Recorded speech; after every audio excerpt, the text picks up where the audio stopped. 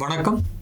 சூப்பரில் நேற்று நம்ம என்ன சொன்னோமோ எக்ஸாக்ட்லி ஆல்மோஸ்ட் அந்த லெவலில் தான் முடிஞ்சிருக்கு. நம்ம ப்ராபபிலிட்டி சொன்னோம், பட் அதே மாதிரி சினிமாவை போட்டு காட்டிட்டாங்க.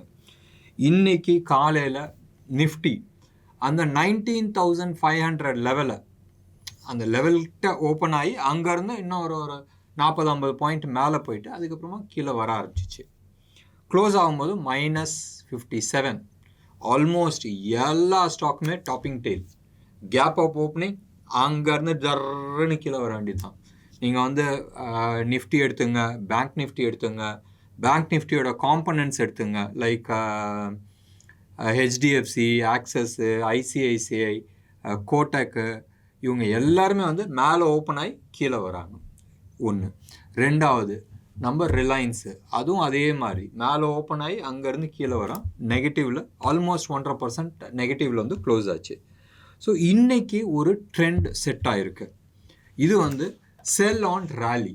நம்ம வந்து நீங்கள் எடுத்து பாருங்களேன், நம்ம நேற்று வந்து டெக்னிக்கல் அனாலிசிஸில் சார்ட்டை போட்டு இதுதான் ரோல் அவுட் ஆகிறதுக்கான சான்சஸ் இருக்குன்றது நம்ம சொல்லியிருந்தோம். அடுத்த வாரத்துக்கான, அதாவது நம்ம மந்த் எண்டு 31 ஆகஸ்ட்டுக்கான ஆப்ஷன் டேட்டாஸ் வச்சு நம்ம சொல்லியிருந்தோம். ஸோ ஆல்மோஸ்ட் அதே மாதிரி தான் ப்ளே அவுட் ஆகிருக்கு. அந்த 19,500 லெவலில் வந்து இன்ட்ராடேயில் மேபி அதை வந்து ஒரு ஜம்ப் கொடுத்து கீழே வந்துட்டாங்க. ஸோ இன்றைக்கி ஆப்ஷன்ஸில் நிறைய பேர் நிறைய சம்பாரிச்சிருப்பாங்க. நான் பர்சனலாக நிறைய பொசிஷன்ஸ் எல்லாமே வந்து ஸ்கொயர் ஆஃப் பண்ணேன். பஞ்சாப் நேஷ்னல் பேங்க் ஆகட்டும், யூகோ பேங்க் ஆகட்டும், டெக்ஸான் ஆகட்டும், அதே மாதிரி இன்னும் ஒரு 2-3 ஸ்டாக்ஸ் எல்லாம் நான் வந்து எக்ஸிட் பண்ணேன். ப்ராஃபிட் புக் பண்ணியாச்சு. ஆல்மோஸ்ட் 30-40% ப்ராஃபிட்டில் இருந்தோம் பை ஸ்டேஜில் இருந்து. இன்னமும் நான் வந்து சுஸ்லான் வந்து ஹோல்ட் பண்ணிகிட்ருக்கேன். எனது ஆவரேஜ் பை ப்ரைஸ் வந்து அரவுண்ட் ₹13.60. அண்ட் நம்ம மீடியாவில் பேசும்போது ஆல்மோஸ்ட் அபவுட் 16-17 ருபீஸில் பேசணும். 20 வரைக்கும் போயிட்டு மறுபடி கீழே வந்து மறுபடி மேலே போகும், 28 வரைக்கும் போகுன்றது நம்ம பேசியிருந்தோம். 28 உடைக்கிட்டோம். அதுக்கப்புறமா அடுத்த டார்கெட் பற்றி நம்ம பேசிக்கலாம். அது பர்ஃபெக்டாக அது ட்ராவல் ஆகிட்டுருக்கு. ஸோ நிறைய பொசிஷன்ஸை நான் வந்து ஸ்கொயர் ஆஃப் பண்ணேன். இன்றைக்கி நீங்கள் எடுத்து பாருங்கள், டாப் நெகட்டிவ் பர்ஃபார்மர் நீங்கள் எடுத்து பார்த்தா பப்ளிக் செக்டர் பேங்க் டெஃபினட்டாக இருக்காதா? நீங்கள் பப்ளிக் செக்டர் பேங்க்கை நீங்கள் 2ஆக பிரிச்சுக்கலாம். ஒன்று, அது பப்ளிக் செக்டர் பேங்க்காக நீங்கள் எடுங்க. இன்னொன்று, அதை வந்து ஸ்மால் கேப்பாக நீங்கள் வந்து எடுத்துக்கலாம். ஸ்மால் கேப், மிட் கேப்பில் வந்து எடுத்துக்கலாம். நான் சொன்ன எல்லா பேங்க்குமே இது எல்லாமே வந்து லாஸ்ட் 3 மந்த்ஸில் செம்ம ப்ராஃபிட். அப்படி இருக்கிற பட்சத்தில் எல்லாருமே ப்ராஃபிட் புக் பண்ணணுன்னு தானே பார்ப்பாங்க. ஒன்று. ரெண்டாவது, வர சிக்னல்ஸ் எல்லாமே நீங்கள் எடுத்து பாருங்களேன். உலகத்தில் வர அத்தனை சிக்னல்ஸுமே பயங்கர நெகட்டிவ் சிக்னல்ஸாக வந்துக்கிட்டு இருக்கு. ஸோ எந்த சைடில் பார்த்தாலும் ஒரு நெகட்டிவ் ட்ரெண்டு தான் வந்து கண்ணுக்கு தெரியுது. அது வந்து யூரோப்பியன் மார்க்கெட் இருக்கட்டும், யூஎஸ் மார்க்கெட் இருக்கட்டும், யூஎஸ் கவர்மெண்ட்டே வந்து டவுன்கிரேட் பண்ணிட்டாங்க. அடுத்தது யூஎஸில் இருக்க பேங்க்ஸ் எல்லாத்தையுமே டவுன்கிரேட் பண்ணிகிட்டு இருக்காங்க. ரிசெஷன் ப்ராப்ளம்ன்றது அந்த டென்ஷன் இருக்குது ஒரு சைடு. யூரோப் ஏற்கனவே வந்து நிறைய பிரச்சனைகளில் இருக்குது. அண்ட் இதுக்கு நடுப்புற சைனாவில் இன்டர்னல் ப்ராப்ளம் உங்கள் எல்லாருக்குமே தெரியும், நான் சொல்ல வேணாம். அங்கே வந்து எம்ப்ளாய்மெண்ட் டேட்டா வெளியில் காட்டுறதே நிப்பாட்டிட்டாங்க. ஏன்னு சொன்னால் அங்கே அவ்வளோ யூத்துக்கு வந்து அன்எம்ப்ளாய்மெண்ட் லெவலில் இருக்கிறாங்க. ஒன்று.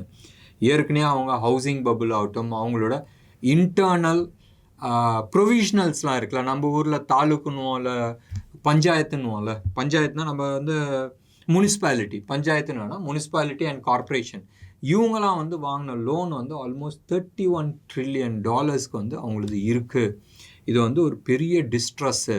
இதனால் நிறைய பெரிய ப்ராப்ளம் வரப்போகுதுன்னு ஒரு பரவலான பேச்சு. அதாவது சைனீஸ் கவர்மெண்ட் அஃபிஷியலாக வாங்கின லோனுன்றது ஒன்று, இது இல்லாத இவங்கெல்லாம் வாங்கினது வந்து அன்அஃபிஷியல் லோன்ஸ். இது எல்லாமே வந்து புக்கில் இல்லை. இது எல்லாமே வந்து பிரச்சனை வந்துட்டுருக்கு.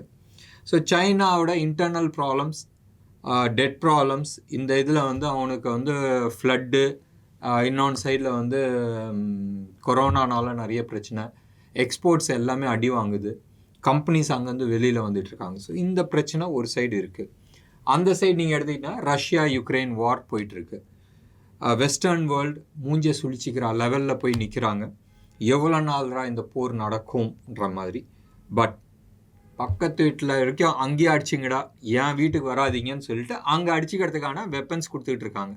ஸோ சின்னதாக அப்படி என்ன சொல்கிறது, பூனைக்கு தீனி போடுற மாதிரி அப்படி போட்டுக்கிட்டு இருக்காங்க. இப்போ F-16 கொடுக்குறாங்க. F-16 கொடுக்கும்போதும் ரஷ்யா வந்து அவனோட எபிலிட்டி இன்னும் கொஞ்சம் அப்படி தூக்கி அடிப்பான். ஸோ அடிக்கும் போதும் என்ன ஆகுன்னு சொன்னால் F-16ஓட வீக்னஸ் எல்லாமே வந்து தெரியும், இல்லை F-16ஓட ஸ்ட்ரென்த் என்னன்றது காட்டும். ஸ்ட்ரென்த்து காட்டுச்சுன்னு சொன்னால் ரஷ்யாவுக்கு வந்து 2 விதத்தில் ப்ராப்ளம். ஒன்று, அவங்களோட வெப்பன்ஸை வந்து விற்க முடியாது. 2வது, அவன் வந்து தோறுறதுக்கான சான்சஸ் இருக்குது. சப்போஸ் இது F-16 அடிச்சிட்டாங்கன்னு வச்சுங்க, ரஷ்யா அடிச்சிருச்சுன்னு சொன்னால் கொண்டாட்டம். என்ன கொண்டாட்டம்? F-16 ப்ரொடக்ஷன் அடி வாங்கிடும். ஸோ உலகத்தில் இருக்கிற எல்லா F-16 ப்ரொடக்ஷன் அடி வாங்கும். எல்லாருமே அப்கிரேட் பண்ணுறாங்க. இதுதான் வந்து இப்போதைக்கு யூரோப்பியன் யூனியன் எல்லாமே பண்ணுறாங்க. என்கிட்ட இருக்கிற பழைய பிளைன்லாம் அங்கே அனுப்புகிற ஸ்க்ராப்பில் போட்டோம், அடிச்சுக்கிட்டோம், அண்ட் நம்ம புது பிளேன் வாங்கிக்கலாம். இப்படி தான் வந்து யூரோப்பியன் யூனியனில் இருக்க most of the European union வேணால் நேட்டோ கண்ட்ரிஸ் எல்லாமே வந்து கொடுத்துக்கிட்டு இருக்காங்க. ஸோ அந்த சைடு அந்த பிரச்சனை ஓடிட்டுருக்கு.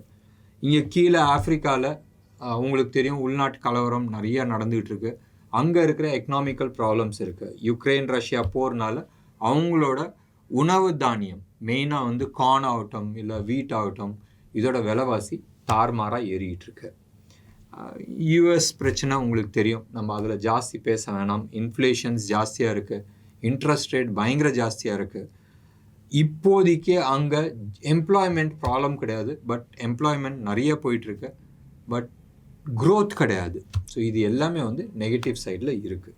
ஸோ வெயிட் பண்ணி பார்க்கலாம் எங்கேருந்து என்ன சிக்னல் வரப்போகுது. இதுக்கோசம் தான் மார்க்கெட் வந்து காத்துக்கிட்டு இருக்கு. நீங்கள் நேற்றுன்னு வேணாம், லாஸ்ட் ஒரு 5-6 டேஸாகவே நீங்கள் எடுத்து பாருங்களேன், யூஎஸில் இருக்கிற டேட்டாஸ் வந்து எந்த விதமான டேட்டாஸ்ன்னு சொல்கிறதோட சார்ட்ஸ் நம்ம பார்க்குறோம்ல, டவ் ஜோன்ஸ் ஆகட்டும் இல்லை S&P 500 ஆகட்டும், அந்த டேட்டாஸ் வந்து ரொம்ப கிளியராக கொடுக்கல. டேட்டாஸ்னால் நான் வந்து ஓப்பன் இன்ட்ரெஸ்ட் டேட்டாவோ இல்லை ஆப்ஷன் டேட்டாவை பற்றியே நான் பேசலை. அந்த ப்ரைஸ் ஏறுறது இறங்குறது இருக்குல்ல, அது வந்து மோர் ஆஃப் ஏ ஒரு நாள் எப்படி ஏறுது, ஒரு நாள் அப்படி இறங்குது. So more of a sideways தான் போயிட்டுருக்கு, ஒரு டைரக்ஷன் இல்லாத இருக்குது. ஸோ இது ஒரு டைரக்ஷன் கிடைக்கும் போது தான் இந்தியாவிலையும் மேலே தூக்கிறதுக்கான வாய்ப்புகள் இருக்குது. இந்தியாவில் எலெக்ஷன் ட்ரெண்ட் செட் ஆகிடுச்சு. தோ நம்ம வந்து ஆகஸ்ட் எண்டில் இருக்கிறோம், செப்டம்பர் இங்கே வந்து ஒரு 4 மாதம், செப்டம்பர், அக்டோபர், நவம்பர், டிசம்பர், அங்கே வந்து ஒரு 5 மாதம், 9 மாதம்தான். இந்த 9 மாதத்தில் இதுக்கப்புறமா வந்து பார்லிமெண்ட் கூட போகிறதில்ல. ஸோ தட் மீன்ஸ் ப்ராக்டிக்கலி எல்லாம் முடிஞ்சிருச்சு. பிப்ரவரி மாதம் பட்ஜெட்கோசரம் வருவாங்க. It's not a full fledge budget, it will be a smaller budget. இப்போ பார்க்க வேண்டிய விஷயம் வந்து கவர்மெண்ட் இதே அக்ரெசிவில் ரிஃபார்ம் ஓரியன்டாக போகிறாங்களா, இல்லை எலெக்ஷனுக்கோசரம் ஃப்ரீயாக என்ன கொடுக்க போகிறாங்க, கொடுத்து தானே ஆகணும். அந்த சைடு காங்கிரஸ் கொடுப்பாங்க, எல்லா கட்சியும் சேர்ந்து இந்தியான்னு ஒரு சைடில் இருக்கிறாங்க. ஸோ அவங்க பாட்டுக்கு அள்ளி கொடுத்துட்டு போகிறதுக்கான சான்சஸ் நிறைய இருக்குது. ஸோ இவங்க அள்ளியும் கொடுக்க முடியாது, கிள்ளியும் கொடுக்க முடியாத ஒரு சூழ்நிலையில் இருப்பாங்க. அள்ளி கொடுத்தால் ட்ராப் ஆகிடுவாங்க, கிள்ளி கொடுத்தா ஜெயிக்க முடியாது. ஸோ இந்த பிரச்சனை இப்போ கர்நாடகாவில் நடந்துச்சு. நீங்கள் எடுத்துங்களேன், பிஜேபி வந்து ஓரளவுக்கு வந்து ஜெயிக்கிற மாதிரி இருந்துச்சு. பட் அங்கே கர்நாடகாவில் பிஜேபியில் எக்கச்சக்கமான கரப்ஷன்ஸ் இருந்துச்சு. ஸோ ஜஸ்ட் பிராண்ட் நேம் மட்டும் இருந்தால் பத்தாது, கிரவுண்டில் வேலை காட்டணும். தோ கிரவுண்டில் வேலை இருந்துச்சு, நல்ல எக்ஸ்பிரஸ் ஹைவே, ஃபாக்ஸ்காமோட இன்வெஸ்ட்மெண்ட்ஸ் வந்துச்சு, ஹெவி இன்வெஸ்ட்மெண்ட், நிறைய டெவலப்மெண்ட் ஆக்டிவிட்டீஸ்லாம் இருந்துச்சு. பட் அங்கே இன்டர்னல் கரப்ஷன்ஸ் இருந்துச்சு, தோந்துட்டாங்க. பட் காங்கிரஸ் கவர்மெண்ட் அங்கே வந்து தேவையில்லைன்னு சொல்ல வேணாம், நம்ம let's not get into that debate. அங்கே வந்து நிறைய ஃப்ரீயாக கொடுத்தாங்க, free bus pass, free free free free free வருஷத்துக்கு 52,000 கோடி யார் வீட்டு காசு. இதனால டிஸ்ட்ரெஸ் ஆகிறதுக்கான சான்சஸ் இருக்குது. ஸோ இதே மாதிரி நேஷ்னல் லெவலில் இப்போ எலெக்ஷன் வரும்போதும் நேஷ்னல் லெவலில் அள்ளி கொடுத்தா என்ன ஆகும்ன்றது ஒரு கேள்வி இருக்குல்ல. ஸோ பார்க்க வேண்டிய ஒரு விஷயம் என்ன பண்ண போகிறாங்கன்றது. இதுதான் வந்து ட்ரெண்ட் செட் ஆகும், ரைட்? ஸோ இதுதான் வந்து ட்ரெண்ட் செட் ஆகும். அந்த ப்ராமிஸ் வந்து எங்கேருந்து கொடுக்க போகிறாங்க, அது வந்து ஜனவரியில் வரப்போதா, பிப்ரவரியில் வரப்போதா, இல்லை எலெக்ஷனுக்கு முன்னாடியே. உங்களுக்கு தெரியும்ல, இந்த பிஜேபி கவர்மெண்ட்டில் பட்ஜெட்டில் சொல்கிறதோட பட்ஜெட்டுக்கு வெளியில் சொல்கிறது ஜாஸ்தி இருக்குது. ரைட், பேருக்கோசரம் ஒரு பட்ஜெட்டுன்னு ஒன்று இருக்குது. பட் கணக்கு வழக்கெல்லாம் மேக்ஸிமம் ஸ்கீம்ஸ் எல்லாம் நீங்கள் எடுத்து பாருங்களேன், லாஸ்ட் ஒரு 4-5 இயர்ஸாகவே அவுட் சைட் பட்ஜெட் தான் வந்து சொல்லிகிட்டு இருக்காங்க. ஸோ இது மாதிரி என்ன வரப்போகுதுன்றது பார்க்க வேண்டிய ஒரு விஷயம். இது இல்லாத இன்டர்நேஷ்னலில் கமாடிட்டிஸ் எப்படி பிஹேவ் ஆக போகுது, அது வந்து க்ரூட் ஆகட்டும், அதான் வந்து மெயின். அடுத்தது வந்து டாலர் இண்டெக்ஸ் எங்கே நிற்க போகுது. இப்போதைக்கு அந்த 103, 104 லெவல்லையே வந்து டான்ஸ் ஆடிட்டுருக்கு. ஸோ அது மேலே பிச்சுக்கிட்டு போகுதா 104, 105 அது மாதிரி ஸ்ட்ராங் ஆச்சுன்னு சொன்னால் நம்ம கரன்சி எல்லாமே அடி வாங்கும். நீங்கள் எடுத்து பாருங்களேன், அந்த 83 லெவலில் க்ராஸ் ஆனதுக்கப்புறமா 10 மாதம், ரைட், 10 மாதம் கோடு போட்ட மாதிரி 83 க்ராஸ் பண்ணாத இருந்துச்சு. ஸோ 10 மாதம் கழித்து அது 83 க்ராஸ் பண்ணதுன்னா டெஃபினட்டாக அது வந்து சப்போர்ட்டாக தானே இருக்கும். ஸோ அவ்வளோ ஈஸியாக உடைக்க முடியாது. ஸோ அதுதான் இப்போதைக்கு நடந்துகிட்டு இருக்கு. ஸோ வெயிட் பண்ணி பார்க்கலாம். கமாடிட்டி, இன்டர்நேஷ்னல் கமாடிட்டி மெயினாக வந்து இந்த 3 மட்டும்தான் நம்ம பார்க்க வேண்டிய ஒரு விஷயம். Gold, crude and dollar index. அது கமாடிட்டி கிடையாது, பட் டாலர் இண்டெக்ஸ். ஸோ இதுதான் வந்து அடுத்த செட் ஆஃப் டைரக்ஷன்ஸ்க்கான கிளாரிட்டிஸ் கொடுக்கும். அது வரைக்கும் சும்மா இது மாதிரி டைம் பாஸ் தான் போயிட்டுருக்கும், மேலே ஏற்றுறது இப்படின்றது. ஸோ ஒரு you will have more of a range bound.